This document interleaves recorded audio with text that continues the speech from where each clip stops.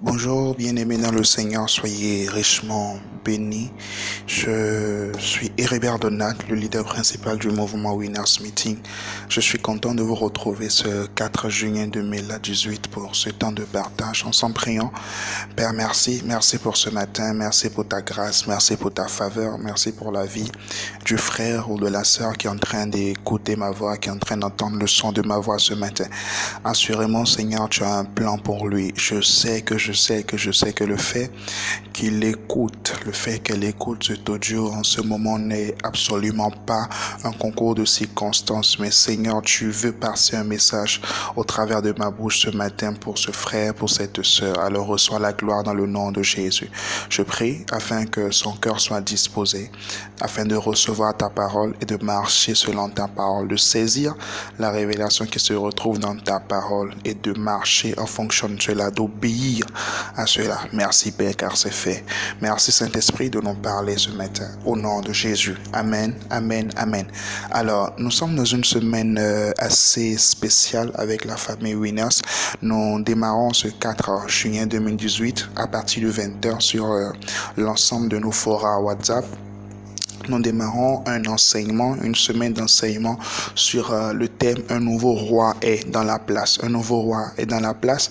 Donc, nous allons clôturer ce temps d'enseignement, cette semaine d'enseignement, le 10 juin 2018 avec notre réunion physique au CPA à Cotonou. Alors, j'aimerais vraiment vous inviter à ne pas manquer ces moments. Si vous n'êtes pas encore sur l'un de nos groupes, je vous prie juste de m'écrire, de me laisser un message sur mon numéro, le plus 229 67 25 89 87, ou d'écrire directement au numéro officiel du mouvement Winners Meeting qui se retrouve au bas des affiches qui sont en train de circuler, aussi bien sur notre page Winners Meeting que sur ma page Facebook Héribert Donald Melé. Alors, pour introduire ce séminaire d'enseignement ce matin, j'aimerais prêcher ou encore partager sur un thème intitulé « La présence qui fait la différence ».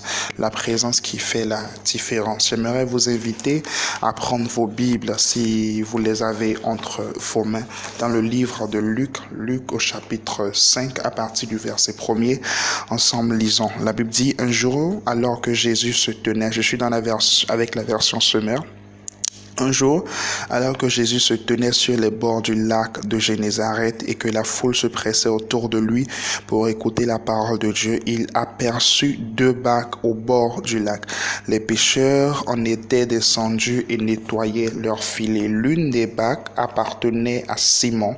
Jésus y monta et lui demanda de s'éloigner un peu du rivage. La version Louis II dit de s'éloigner un peu de terre.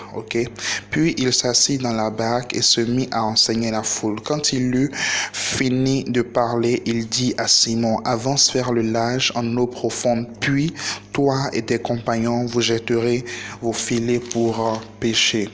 Maître, lui répondit Simon, nous avons travaillé toute la nuit et nous n'avons rien pris. Mais puisque tu me le demandes, la version Louis II dit, mais sur ta parole. On va peut-être également lire la version Louis II. Il dit, puisque tu me le demandes, je jetterai le filet. Ils jetèrent et prirent tant de poissons que leur filet menaçait de se déchirer. Alors ils firent signe à leurs associés dans l'autre barque de venir les aider. Ceux-ci arrivèrent et l'ont rempli les 2 barques au point qu'elles s'enfoncèrent. Voyons rapidement dans la version Louis II ce qui est dit là. Il y a principalement deux versets qui m'intéressent. Le verset 3 et ensuite le verset 5. Le verset 3 dit ceci: il monta dans l'une de ces barques qui était à Simon et il le pria de s'éloigner un peu de terre. Puis il s'assit et de la barque il enseignait la foule.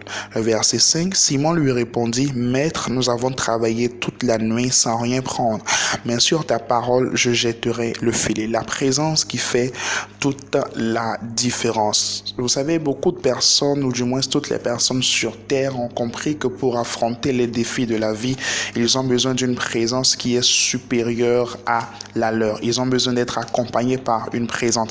Ils ont besoin d'être accompagnés par une puissance. Ils ont besoin d'être accompagnés par un être spirituel. C'est de là que beaucoup de personnes vont nouer des pactes, vont nouer des alliances, vont rentrer dans des sectes pour pouvoir exceller. Nous venons juste de terminer une série sur la destinée et nous avons compris dans tout ce que nous avons dit que pour manifester véritablement la destinée, on avait besoin d'une puissance spirituelle, ok?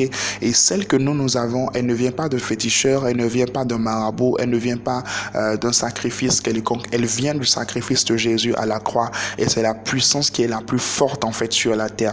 Et ici vous avez Pierre, enfin, il n'était pas encore Pierre en ce temps, il était encore Simon, où l'avait avec ses compagnons qui ont travaillé toute la nuit, qui ont tout fait en fait toute la nuit, mais ils n'ont pas pu pêcher, ils n'ont pas pu prendre du poisson. Et la Bible dit qu'ils étaient en train de laver leur filet pendant que Jésus était au bord du lac et qu'il cherchait un moyen de pouvoir parler à la foule. Pourquoi?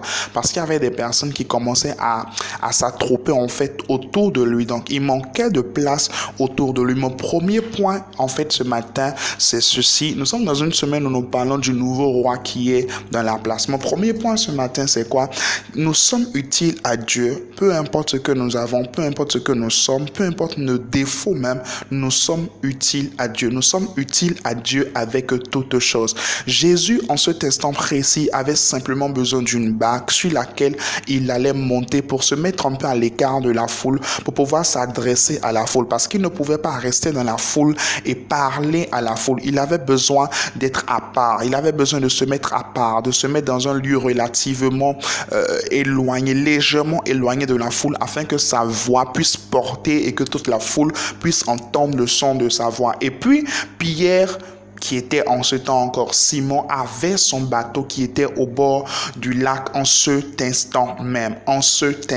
J'aimerais dire à quelqu'un aujourd'hui, le Seigneur a besoin de toi et il t'aime tel que tu es. Il t'aime avec tes défauts, il t'aime avec tes problèmes, il t'aime avec tes manquements, il t'aime tel que tu es. Et il t'aime justement trop pour te laisser tel que tu es. Nous devons accepter cela, nous devons comprendre cela, parce que beaucoup de personnes, souvent nous disons non, nous sommes indignes, nous ne sommes pas parfaits pour pouvoir accueillir le Seigneur dans notre vie, nous ne sommes pas parfaits pour pouvoir aller à l'église, nous ne sommes pas parfaits pour faire ceci ou pour faire cela. Non, il ne s'agit pas d'être parfait, il s'agit simplement d'accepter la grâce de Dieu, d'accepter la présence de Dieu dans sa vie. Nous sommes utiles pour Dieu, quelle que soit notre forme. La barque de Simon en ce temps était utile pour Jésus, était utile pour la propagation de l'évangile, était utile pour l'expansion de l'évangile. Mais en fait, le truc c'est quoi? Tous ces talents qui sont en nous, tout ce potentiel qui est en nous, toute cette, permettez-moi de le dire ainsi, toute cette utilité ne prend vraiment son sens que lorsque le Seigneur Jésus rentre dans notre vie. Alors si ce matin tu n'as pas encore reçu le Seigneur dans ta vie, vraiment j'aimerais t'encourager à l'inviter dans ta vie. Parce que ta vie ne prend vraiment qu'un sens que lorsque lui, il rentre dans ta vie. Il est le sel qui donne du sens à ta vie. Il est la lumière qui éclaire tes ténèbres. Il est celui qui te montre la voie. Il est celui qui te montre qui tu es vraiment. Il est celui qui te connaît plus que toi-même tu ne te connais. Il est celui qui te connaît plus que tes professeurs ne te connaissent. Il est celui qui te connaît plus que tes parents qui t'ont engendré te connaissent. Parce que lui, il ne t'a pas engendré, il t'a créé. Tes parents t'ont manifesté sous une forme charnelle, mais lui, il te connaissait avant même que tu ne rentres dans le ventre de ta mère. Lui, il te connaissait. Alors tu dois l'inviter dans ta vie. Tu dois lui demander de venir afin que tout ce qui est dans ta vie, tout ce qui est ta vie, tout ce qui est dans ta vie et tout ce qui est ta vie puisse véritablement prendre sens. Alors, deuxième point ce matin que j'aimerais aborder, toujours à propos de la présence qui fait la différence dans nos vies et qui est la présence de Dieu, qui est la présence du Saint-Esprit, c'est que la présence de Dieu exige une séparation avec la terre. Cela me rappelle l'histoire de Moïse où Dieu dit à Moïse, le lieu vers lequel tu t'approches est un lieu saint. Ôte d'abord tes souliers. Et de la même manière ici, en fait, Jésus dit à Pierre, éloigne-toi un peu de terre. C'est vrai que sur le plan géographique, en fait, ça permettait à Jésus de porter en fait son message, de se faire entendre par la foule. Si nous étudions un peu l'aspect géographique de l'endroit, mais au-delà de cela, je crois que nous pouvons comprendre en fait en ce déplacement en aspect spirituel. Dieu en fait pour aller loin avec le Seigneur, pour aller loin avec Jésus, vous allez devoir vous éloigner de terre. Vous allez devoir vous éloigner des pratiques de ce monde. Vous allez devoir vous éloigner de vos habitudes, de vos us et de vos coutumes. Vous allez devoir vous éloigner de ce à quoi vous étiez habitué hier. Vous allez devoir vous éloigner de ce à quoi votre génération est habituée. Pourquoi? Parce que sa présence doit créer la différence dans vos vies. Alors, vous savez, parfois, l'ennemi, il vous fait voir en fait tout ce que vous gagnez en étant encore accroché à la terre, tout ce que vous gagnez en étant encore accroché au monde, tout ce que vous gagnez en étant encore là, en étant encore présent, accroché au monde, accroché à vos mauvaises habitudes, accroché à vos mauvaises compagnies. Mais j'ai une bonne nouvelle pour vous ce matin. La Bible dit dans Jérémie chapitre 29, verset 11, car je connais les projets que j'ai formés sur vous, des projets de paix et non de malheur. En fait, l'ennemi veut vous faire voir, il veut vous faire garder, il veut vous faire observer en fait ce que vous gagnez en étant accroché au monde. Mais aujourd'hui, changez votre regard. Commencez à voir les merveilleux projets que Dieu a pour votre vie. Commencez à voir les merveilleux projets que le nouveau roi a pour votre vie. Hier, le roi de votre vie vous martyrisait.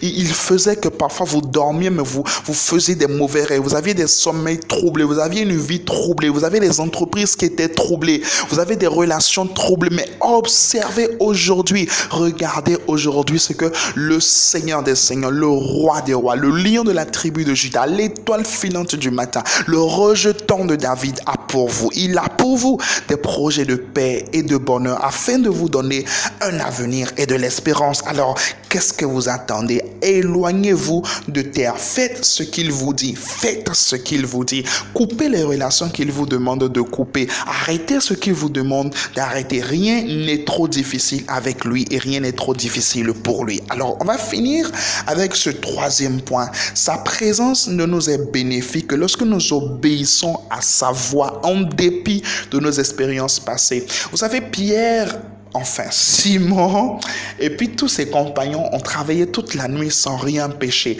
Et puis Jésus, comme par hasard, ils n'ont rien dit à Jésus. C'est intéressant de voir ça. Ils n'ont rien dit à Jésus. Ils n'ont pas présenté leur cas à Jésus. Ils n'ont pas présenté leur situation à Jésus. Ils n'ont pas présenté leurs besoins particulier à Jésus. Mais puisque Jésus était sur la barque, c'était clair que Jésus n'allait pas partir sans faire quelque chose dans leur vie. La présence de Dieu transforme toujours la personne qui l'accueille. Come on.